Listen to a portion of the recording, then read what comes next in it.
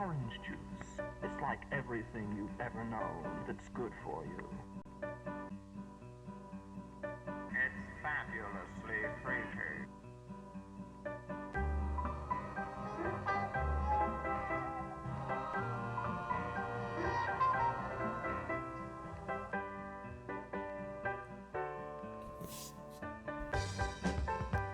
Hello, Alex. Hello, Lauren. How are you? I'm well, how are you? Good. Great. What's up, Artemers? We have rearranged our apartment. Welcome. As always, it's me, Artem Alex, and our boy, Lauren Danger. And today we're going to be talking about our new favorite philosopher, Simone de Beauvoir. Okay, so today, in Simone de Beauvoir's The Ethics of Ambiguity, in the second section, a small chapter called Freedom and Liberation. This is what we're going to be talking about today. Some philosophers write entire books on other people's single paragraphs. So I think this 20 pages is a whopping beautiful work of art, and so I'm really excited to be sharing it with you guys. So what I did for us today is pretty much took the 15 paragraphs in Freedom and Liberation, broke them down to exactly what they are, and this is what we're going to be covering today. So the first paragraph is freedom as an issue. And what de Beauvoir is essentially introduce existential voids and our meaninglessness in life as a never-ending problem, as existentialism without a solution. It poses this massively large problem. And then leaves you high and dry. Nothing means anything, and it's all for nothing. Goodbye. Yeah, no. There's so many more steps. De Beauvoir's over here, like, let me tell you all of the next steps. So, freedom is embodied in acts of behavior, and this is a direct counter-movement to the existential void that existentialism poses. So, like, as long as you can act, you are free. That's what I say. That's literally honestly simpler version of what I say.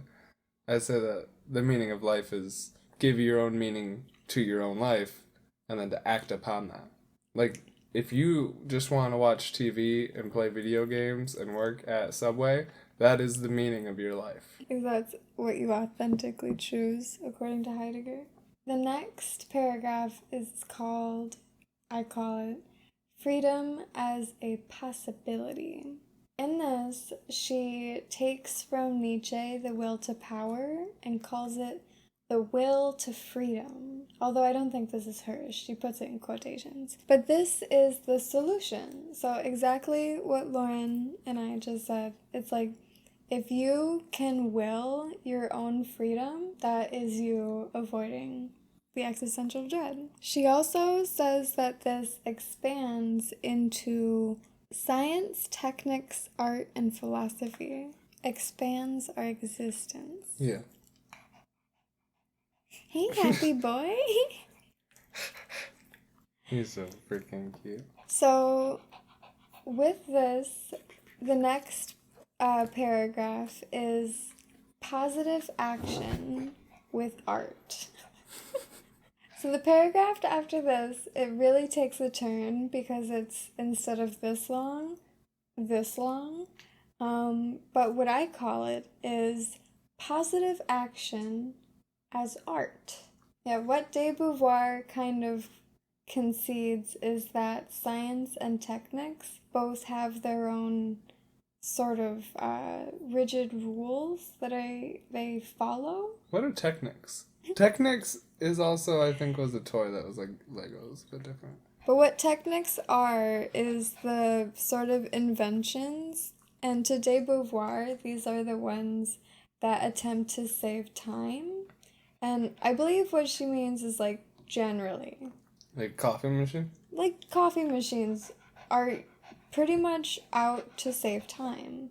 You know, if you watch Shark Tank, all of them are all like, just make something that'll save you time. But to de Beauvoir, life is spending your time. So while techniques try to save you time by saving you the time to make coffee by hand, I don't even really know what that'd be. A French press. But she says that life is spending your time. So why would you go on making all of these inventions to where eventually you're just a Wall-E person? And all of your time is spent for you. Obviously, she doesn't use Wall-E because it's way back in the day, but... She's saying that those are good, though, because you want more time. I would agree, because dinner. Imagine if we didn't have to go unthaw, season, bake chicken, and make all of our sides and all of that. We literally have, like, 2 more hours overall. Oh yeah, if we had, like, no taste in food, for sure. No, like, if, like, there was a way to have it all done. Oh, there is. I'm saying, like, TV dinners. A better way. That's a crap way. Like the coffee machine to French press version. Mm-hmm. You don't have to sacrifice quality. It's honestly, I'd say, better. So then it's like, it's taking time that you're doing something unexpanding of the mind. It's not intriguing, or there's a good word I'm not able to find right now. Like productive? It's not productive. That's pretty good. And it's not intuitive. Or no, that's totally weird. Constructive? It's not constructive, and it's not fun. It just needs to be done. It's just something that you have to do. And the only benefit that comes from it is that it is done. Anything I would call a chore. If you can make it better, faster, easier, then it allows for you to have more time. And in this instance, time equals freedom. But not to de Beauvoir. No? No. What? Yeah, no. She says there's really no proof that saving all of this time makes you any happier. Personally, when I have no time or less time because of things I don't want to do, and I don't have, when I have to use more of my time to do things I don't want to do, that means that I have less time to do what I do want to do. Yeah. And that makes me unhappy. Well, think of an example like this. Like, say that you want to be entertained, and way back, like, 300 years ago, it would be to go to, honestly, like, 300 to 3,000 years ago, it would be to go to a theater. And now, you just pop on your phone. So all of that time saved between anticipating to go and watch and instant satisfaction. It's bigger than what I was talking about. Yeah. Yeah. In the instant sort. Bigger picture, if you have more time to be happy, then you'll be more happy. But this is getting into, like, instant gratification is, like, not true. Well, she doesn't say that exactly, but Right. Pretty much exactly. Yeah. We've all ordered things online before. We know that the anticipation of something is the true thrill. I see you shiver with anticipation. Yeah. And then when she comes back to art, she says that it reveals existence as a reason for existing. And if you have read, like, a bunch of philosophers, like, your existence is pretty much like your purpose, your being, and then gives your reason for existing, which is also like your purpose. But sometimes people don't understand their purpose until they were to put it into creation. And in what is it? Like ontology, metaphysics. Art is just beyond words. And so with that, bah, bah, bah. Ba ba ba ba. Bop, bop, bop, bop, game on! Yeah, I like that because it's like beavers build dams, and that allows for mating pools for fish, and fish die when they mate, but that allows for a bunch of bears to be able to eat before the winter. What are you talking about? Everything has a reason for being, except for people, until art. Yeah. Art is the reason for being for people. Besides that, it's just killing animals, cutting down trees. Yeah. And that's why football is bad and art is good. Everything else is arbitrary, ambiguous, And arbitrary. and arbitrary. Yeah, and then so art is this positive action that opens new ideas and new possibilities because it is truly beyond words. I'm surprised de Beauvoir doesn't say that explicitly, but that's what it is. The fourth paragraph is also a doozy, and it doesn't really get any easier from here. I call it oppression as unnatural. So in this paragraph, she pretty much defines man as being the strongest, most... Apex? Yeah, the strongest, most apex barrier of other man when it comes to oppression. Like, pretty much only man can oppress man. And this is through language. I really like the way that she says resistance to oppression sustains the action of man. What? Say She says resisting oppression sustains man. So the largest part of this section, oppression as being unnatural, is that all of us look to the future when it comes to our acts of freedom and being free in our behavior. Obviously, this would all be in the future. But when it comes to man oppressing, she says that it cut offs our goals. And this is oppression. Anything that cuts off your goals. Well, not anything, I man. was gonna say I could make that way too literal. But when it comes to like actual nature, this is natural oppression. Like if a volcano erupts and it goes over everything, you're not going to be able to succeed in your goals. No, unless it's to die. And then when you think about goals, they are in the future. So Yeah. all I can see is Heidegger there and his possibilities. So what is unfortunate about this type of oppression? It makes man, to de Beauvoir, it makes man a thing and simply just a means to an end. Because what it means to put a barrier on someone else's goals is pretty much to use them and to stop them from doing something else. Forcefully, even. I like that wording because the goal always being in the future insists that like in like a meaningful way it's not about now. Like it's not about not having what you want. It's about not being able to get what you want. And to get what you want. Like I want to be able to, I don't know, walk around naked.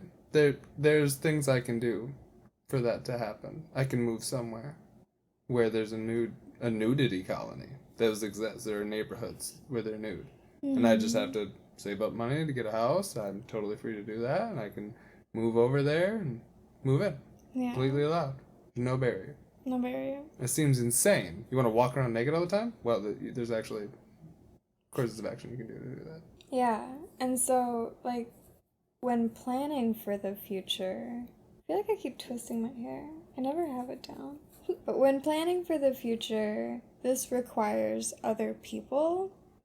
And then, unfortunately, again, other people exist in the world throughout all of time. And how de Beauvoir puts it is they define our future, which relatively means that all of society, everywhere, always, is oppressing you. And itself. And itself. By defining itself, like, so completely. That's what I always say. Yeah. She uses, like, the really most beautiful argument when trying to explain this, and it's like, if the, like, common people were to say that the upper class were to be, like, thieves, or, like, the state, even, the government, but, like, thieves, the other side would say, we're not thieves, because the present distribution of wealth is a natural fact. And the common people would have no means to reject this because they're defining it as such. They're like, no, this isn't theft because we own it. Technically, this isn't thievery at all. I wrote that it's not. This is the law. It's a natural fact. It's not a natural fact. It's a fact you made. It's a fact you made, dog. This is a man-made world. You are breaking my barriers. You are oppressing my freedom. You made a structure and then defended your actions with the structure you made. Yeah, it doesn't work.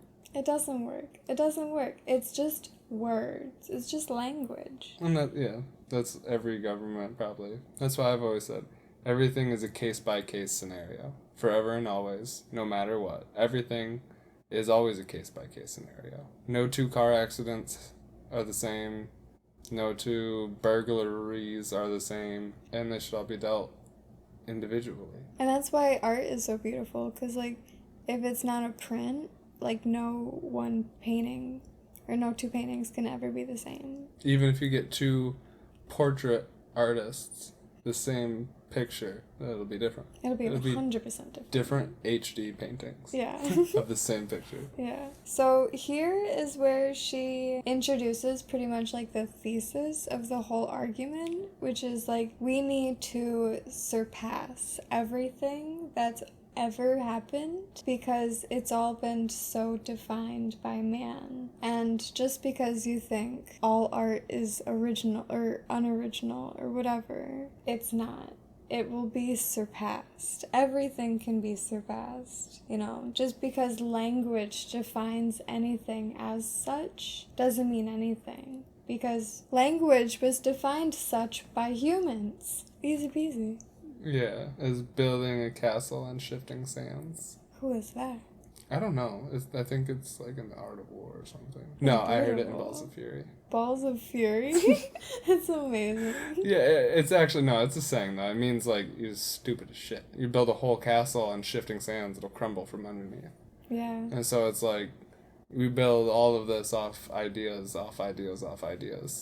And then it's like, this is the way it is. And the foundation, the drywall, the brickwork, the insulation, the siding, the roofing, the everything is all just made up. Just like a house, which we thought we knew how to build, we figured out 5 million ways to build them 5 million times better. And every other thing too. Language, definitions, understanding. Well, really, we didn't make numbers, but, like, we named numbers. Yeah, we named numbers. So these 4 first paragraphs is what I call defining terms, defining everything that she's about to talk about in a very, like, Socratic way. As you do. As you do. Yeah, you gotta know what we're talking about here. Honestly, that's the way I really appreciate to read things, like, to know what the fridge is going on. What are any of the things you're saying? Yeah. Yeah. So the next section is achieving freedom. So, how shall we do this? For de Beauvoir, this is going to be either accepting or rejecting the current status. So, for de Beauvoir, accepting the state of what you are in is compliance to it, pretty much.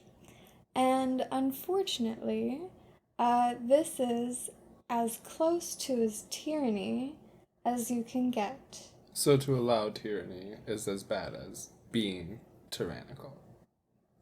Yeah. Tyranny is really like a harsh word. But it's kind of broad. So like the medical marijuana thing. It's literally was being, we're talking in the past. Things are more confirmed now. It was being proved to legitimately cure illnesses. And it was still being denied to people as a medicine. That's tyrannical. Yeah. And for any and all citizens, FDA, big pharma, lobbyists, everything all down to you and I who didn't say this is wrong, we need to legalize this, they all were just as bad as the people who up at the top saying no. prohibited it. What, I don't know. Prohibitized. Who created the marijuana prohibition in like the 40s or 50s. Like complying with that would pretty much be denying all of the science that's come out in the past like 80 years. What is that? 70, 80 years. Why would you do that? It's compliance. It's just that sheepy thing. Like, oh, this is what I was told, and I don't really care to question it. And then, so for rejecting, this can be done either positively or negatively. So far in philosophy for de Beauvoir, a lot of people were talking towards the negative side, and she does point out these people being either too negative or too idealistic. But the most positive action for de Beauvoir is to surpass and create anew. And one of my favorite things in US law would be then amendments, as they are, that's like the word of change in law. Growth. Yeah, growth, development, making things better. Times change, and all things should change with it, or they get left behind. Yeah. The next section is that there is only one route to achieving freedom. And I say section, I mean paragraph. But this is that there's only creation, and there should only be positive action. So here is where de Beauvoir pulls in what I really like to talk about, which is distractions, and saying that the tyrannical, I don't know if that word is right either. Sounds like a dinosaur. Tyrannical? Yeah. But they confuse the common people by mystifying them with language and saying that everything is good and that everything that the conservative wants is for the good of the people. Really, what she's saying is that the conservatives would push for a false liberation and like slowly but surely grow a development, but like not actually at all. What she concludes this paragraph with is that to want everyone's freedom is your freedom. And so negative reactions to rejecting would be to destroy everything, which really kind of leaves every other man like hanging dry, hanging up in the pasture, however you say it. And positive reaction to rejection would be to pretty much have every other person in mind, because your freedom is everyone else's. So as long as you're free, or as long as everyone else is free, You're free. You're free. You should not be trying to just create freedom for yourself.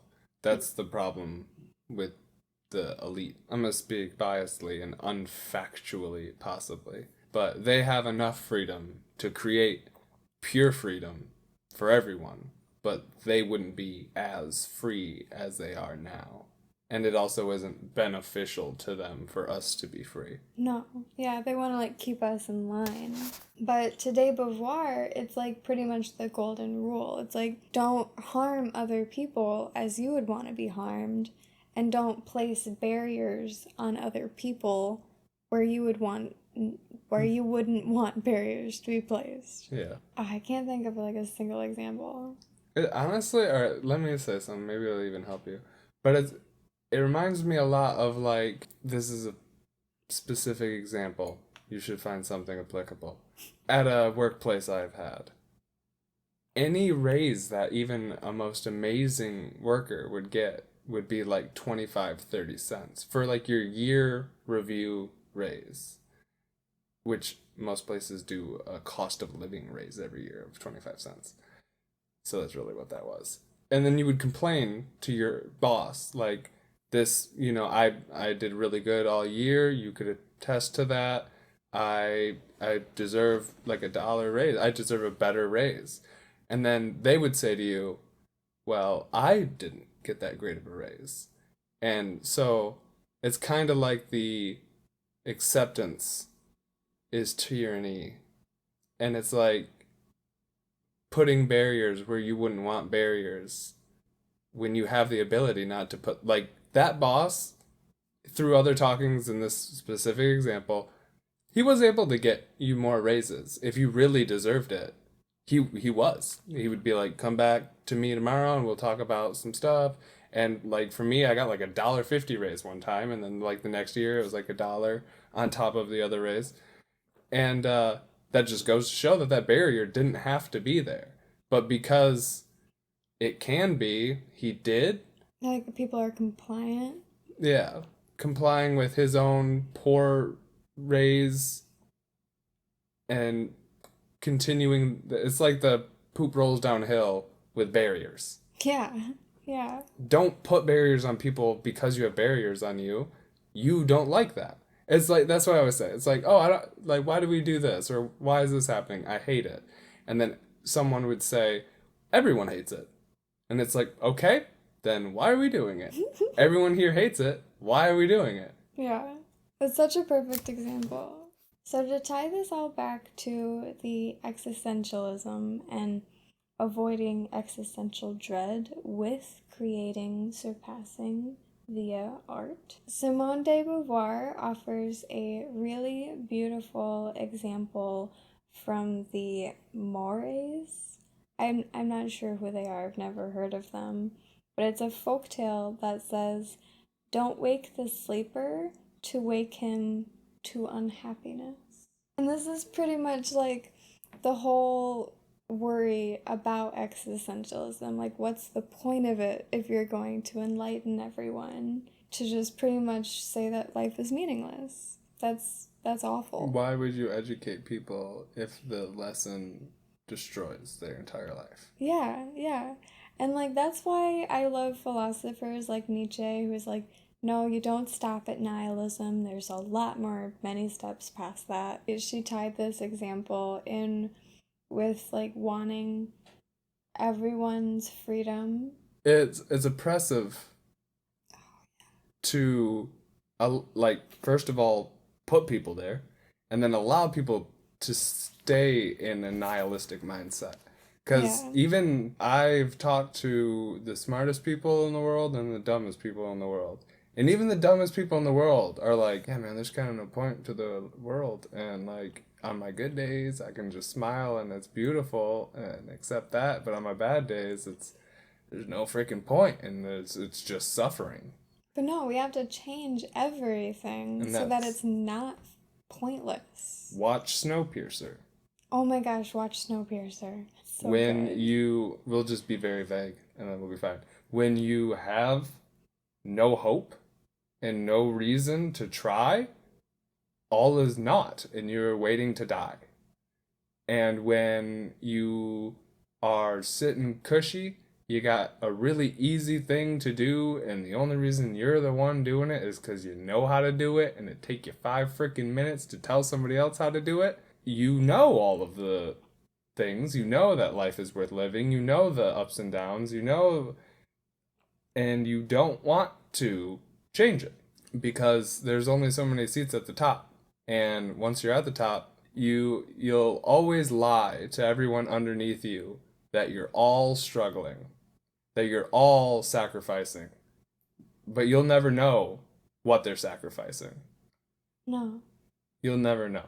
And so they probably no. I think that's a really, really beautiful way of putting it. And the movie Snowpiercer connects so much to this chapter. Watch it. It's so beautiful. I almost don't even want to do a video on it. I just want people to go watch it. First thing, don't watch this if you haven't watched the movie. But anyways, it's like if you are stepping on other people in order to achieve like this cushy lifestyle, imagine it be placed otherwise. Would you want other people to be stepping on you to have a cushy lifestyle? And if the people in the state, the government, the CEO chairs aren't sociopaths, they would realize, oh, no, I wouldn't want to do that. And so they would realize that their freedom is entirely oppressive towards a pyramid of other freedoms. Yeah, and that's why oppressors don't want change, because there's no reason to change anything. They're building their money, they're building their freedom, they're getting more time for themselves. Everything is building to a apex conservative enlightenment. Being a billionaire is conservative enlightenment. Is that I understand that I can fucking do it now. Whatever it is. I can do it. But how would that make you happy if you know that you're making like so many other people miserable? Because you're so busy filling that existential void with more and more endorphins and stuff that you get overloaded. It's just like that one movie with the new Hulu Into the Dark movie called... Anyways, we'll just put it here.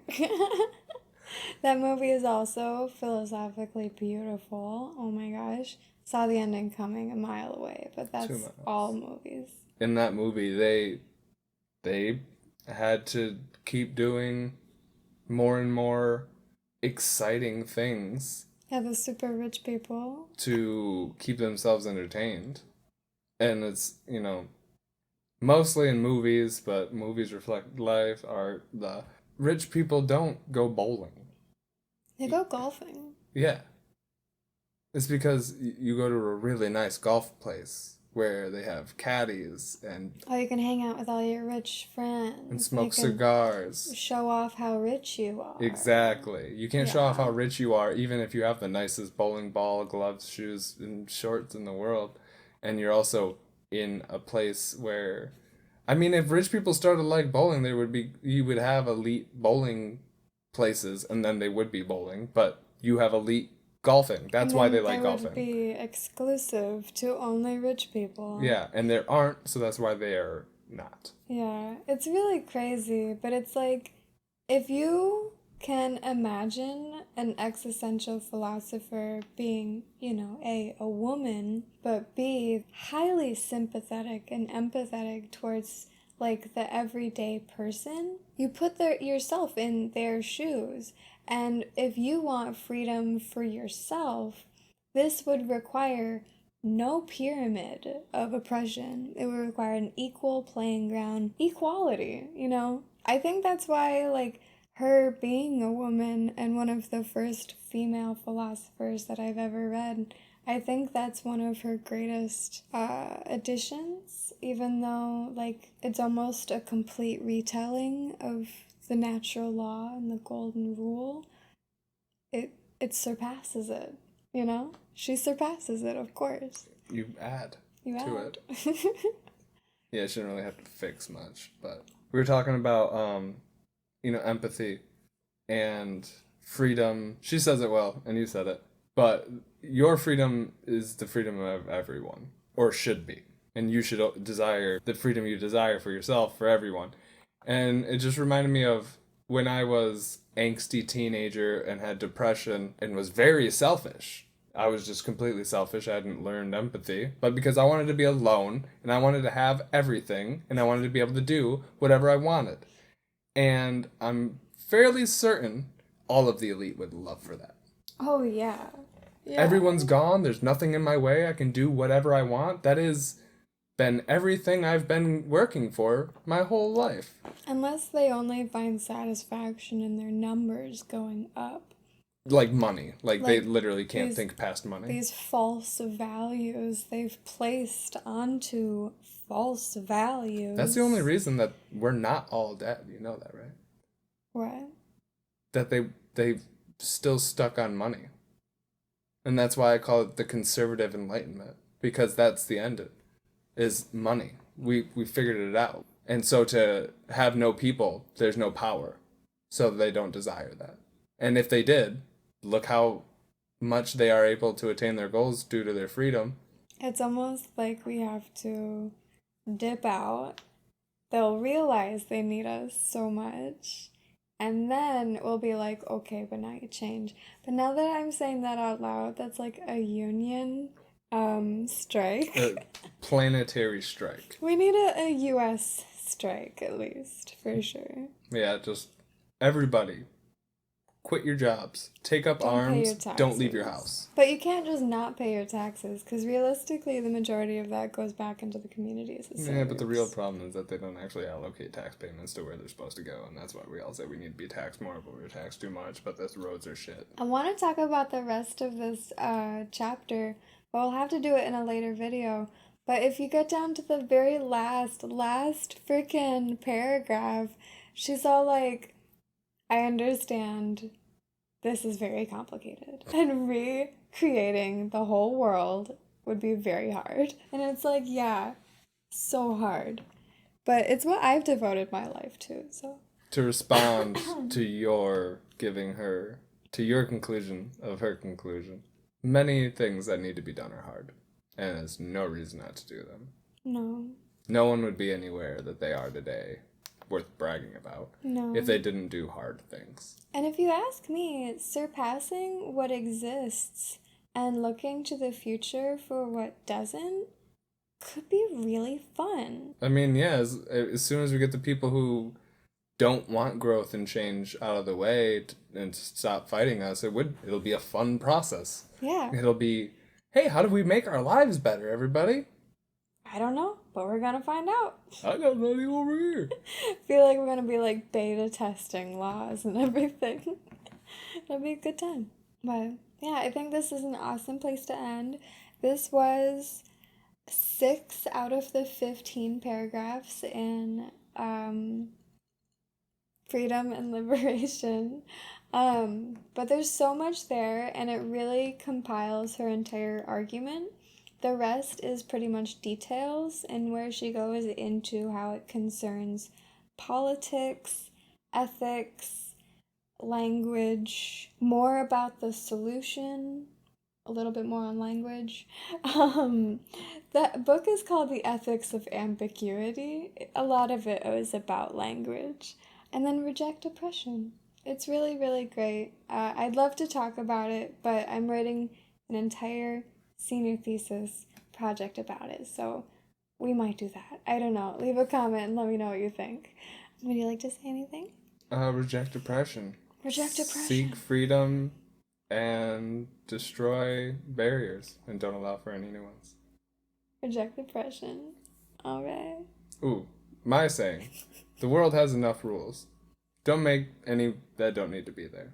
And so we'll just end on that.